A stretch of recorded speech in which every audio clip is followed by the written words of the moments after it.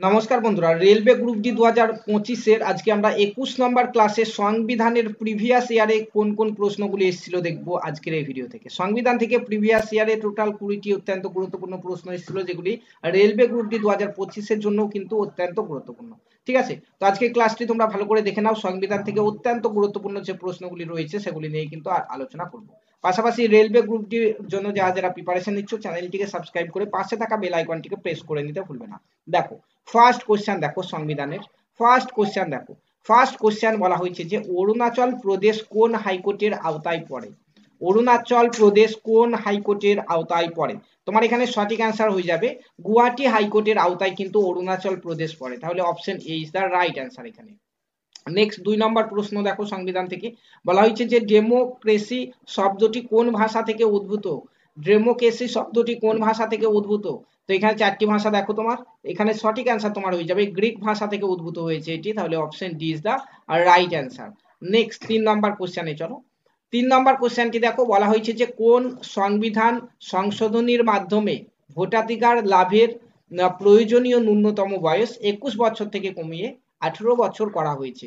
কোন সংশোধনীর মাধ্যমে? এখানে সঠিক অ্যান্সার তোমার হয়ে যাবে এখানে 61তম অপশন সি দেখো, 61তম সংশোধনীর মাধ্যমে। ঠিক আছে, তাহলে option C is the right answer. 4 নম্বর প্রশ্নতে চলো।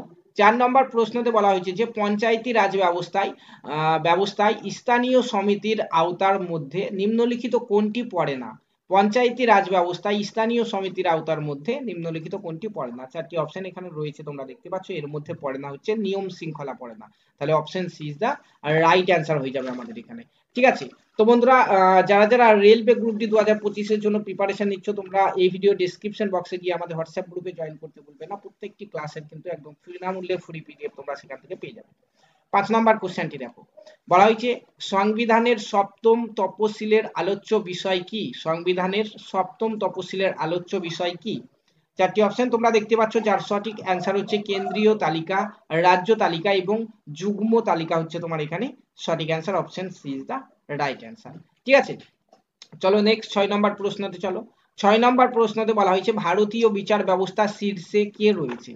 ভারতীয় বিচার ব্যবস্থা শীর্ষে কে রয়েছে? অত্যন্ত গুরুত্বপূর্ণ একটি কোশ্চেন আমাদের এটি। সেটি হচ্ছে সুপ্রিম কোর্ট রয়েছে ভারতীয় বিচার ব্যবস্থার উপরে, সর্বোচ্চে। ঠিক আছে, তাহলে option C Supreme Court is the right answer. 7 নম্বর কোশ্চেনে চলো। 7 নম্বর কোশ্চেনে বলা হয়েছে আমাদের এখানে যে পঞ্চায়েতি রাজ্যের ত্রিস্তর ব্যবস্থার শীর্ষে রয়েছে কোনটি?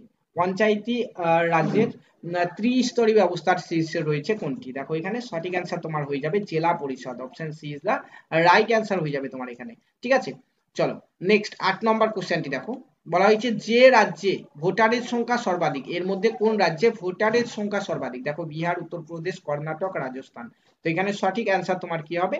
সঠিক অ্যান্সার তোমার এখানে হয়ে যাবে উত্তরপ্রদেশ। উত্তরপ্রদেশে কিন্তু ভোটারের সংখ্যা সর্বাধিক। তাহলে option B is the right answer এখানে। ঠিক আছে, চলো নেক্সট 9 নম্বর কোশ্চেন। 9 নম্বর কোশ্চেনে বলা হয়েছে প্রথম সংবিধান সংশোধনী কত সালে করা হয়? প্রথম সংবিধান সংশোধনী কত সালে করা হয়েছিল? দেখো চারটি অপশন তোমার এখানে পেয়ে যাবে। চারটি অপশনের মধ্যে তোমার এখানে সঠিক অ্যান্সার হচ্ছে 1951 সালে করা হয়েছিল প্রথম সংবিধান সংশোধনী। তাহলে option D is the right answer এখানে। ঠিক আছে, 10 নম্বর কোশ্চেনে চলো। 10 নম্বর কোশ্চেনে বলা হয়েছে রাজ্যের শাসন ব্যবস্থার সমস্ত সিদ্ধান্ত কার নামে নেওয়া হয়? রাজ্যের শাসন ব্যবস্থার সমস্ত সিদ্ধান্ত কার নামে নেওয়া হয়? তোমার এখানে সঠিক অ্যান্সার হয়ে যাবে রাজ্যপালের নামে নেওয়া হয়। তাহলে অপশন এ তে রয়েছে, অপশন এ ইজ দা এখানে রাইট অ্যান্সার। ঠিক আছে, চলো 11 নম্বর কোশ্চেন চলো।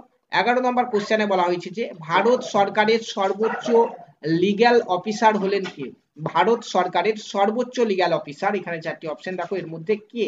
তো তোমার এই প্রশ্নের সঠিক অ্যান্সারটি হয়ে যাবে, দেখো এখানে অ্যাটর্নি জেনারেল। ঠিক আছে, অ্যাটর্নি জেনারেল হচ্ছে ভারত সরকারের সর্বোচ্চ লিগ্যাল অফিসার। তাহলে option C is the right answer এখানে। ঠিক আছে, 12 নম্বর প্রশ্নটি দেখো, বলা হয়েছে যে পঞ্চায়েত সমিতি গঠিত হয়, এখানে দেখতে পাচ্ছ কোন স্তরে? পঞ্চায়েত সমিতি কোন স্তরে গঠিত হয়? তো পঞ্চায়েত সমিতি গঠিত হয় ব্লক স্তরে। তাহলে অপশন বি তে রয়েছে, option B is the right answer. 13 নম্বর কোশ্চেনে চলো। 13 নম্বর কোশ্চেনে বলা হয়েছে পঞ্চায়েত এবং পৌরসভা নির্বাচনের দায়িত্বে থাকে। পঞ্চায়েত এবং পৌরসভা নির্বাচনের দায়িত্বে থাকে। তো যে কোনো নির্বাচনের দায়িত্বে কিন্তু আমাদের এখানে যেটি থাকে সেটি অ্যান্সার হয়ে যাবে। এখানে দেখতে পাচ্ছ রাজ্য নির্বাচন কমিশন থাকে। তাহলে রাজ্য নির্বাচন কমিশন, option C is the right answer হয়ে যাবে। ঠিক আছে, 14 নম্বর কোশ্চেনে চলো। 14 নম্বর কোশ্চেনে বলা হয়েছে ভারতীয় সংবিধানের জনক কাকে বলা হয়? ভারতীয় সংবিধানের জনক কাকে বলা হয়? তোমার এখানে সঠিক অ্যান্সার হয়ে যাবে বি আর আম্বেদকর। অপশন বি তে রয়েছে, দেখো বি আর আম্বেদকর ভারতীয় সংবিধানের জনক বলা হয়। অত্যন্ত গুরুত্বপূর্ণ প্রশ্ন, এটি বারবার কিন্তু পরীক্ষাতে ঘুরে ফিরে আসে। তাহলে option B is the right answer.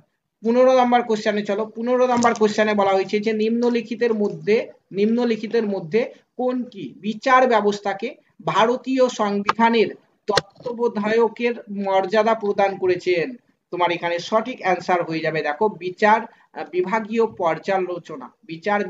পর্যালোচনা হয়ে যাবে তোমার এই প্রশ্নের সঠিক answer. Option D is the right answer. চলো 16 নাম্বার কোশ্চেন দেখো। বলা হয়েছে যে সংসদ কি কি নিয়ে গঠিত? সংসদ কি কি নিয়ে গঠিত? তো সংসদ কি কি নিয়ে গঠিত, দেখো এখানে তোমার এখানে সঠিক অ্যান্সার হচ্ছে রাষ্ট্রপতি, লোকসভা এবং রাজ্যসভা নিয়ে গঠিত।